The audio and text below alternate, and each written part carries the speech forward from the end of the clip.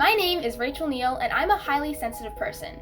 I have sensory processing sensitivity, which means that stimuli is processed at a deeper cognitive level, or the neurons in my brain are just firing at more extreme levels than normal people.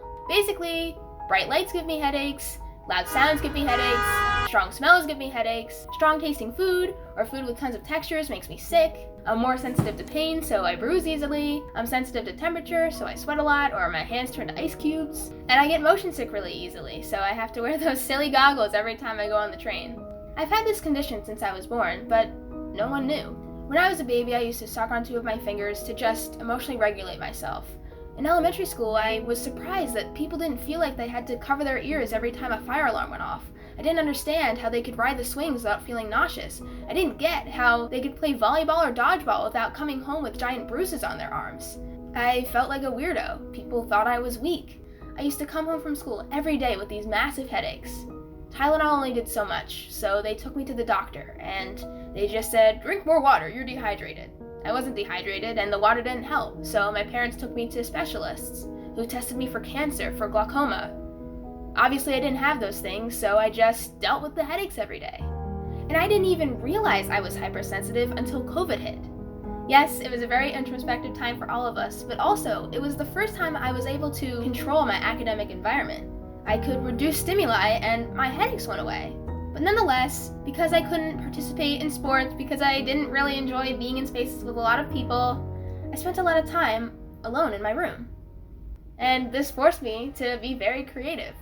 When I was really little, I used to make up these imaginative worlds with my toys, as most children do. I drew and I painted pictures. I wrote books. I wrote songs. And then I started making videos of my toys. And after I got my iPad, I discovered stop motion. Then after I got a Nintendo DS, I started making animations. Then I used Scratch to make these animations. And then I took my camera out into the real world and started filming myself making videos. I've always loved the art of videography because you can tell such an immersive story in such a small amount of time. And the amount of creativity it takes to write a story, film a story, edit a story together is something that I've always enjoyed. In elementary and middle school, I wrote sketches and I filmed crappy music videos. Then I started doing stuff for school projects. Any opportunity I could, I made videos. And once I was in broadcast journalism in high school, I realized this is my passion. This is my career. I love videography. I love telling my own story and other people's stories through this audiovisual medium. I can make someone laugh, I can make someone cry, I can teach them something, I can just entertain them, all in a 2-minute long video? That's amazing. And there's so many avenues to be creative. And that's why now I'm studying film and TV and advertising at Boston University.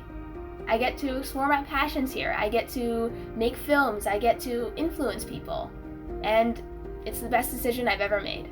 And yeah, I'm still sensitive. I can't go to a college party or eat a 12-topping pizza. But you know what I can do? I can sit in a room of 6 people and come up with a mind-blowing advertising idea. I can grab my camera and film myself sitting at my desk. I can sit and edit a video for 9 hours and make it look great. And yeah, I'm emotionally sensitive too. I take criticism and feedback very seriously because I want to put my best foot forward and create the best work possible. I love being a great team player and making sure my work and my support for my team is as great as possible. And I also love being a leader and motivating people to do great work. I can sense when people aren't having a great day and I want to do the very best I can to make them feel better. Here's the thing. We all have our own struggles and weaknesses, but we also have great strengths and passions.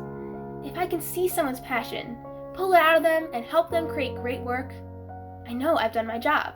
My goal in life is to use my creativity to uplift people and tell stories. So yeah, I'm Rachel, I'm a highly sensitive person, but I'm using that to help me follow my dreams. Thank you.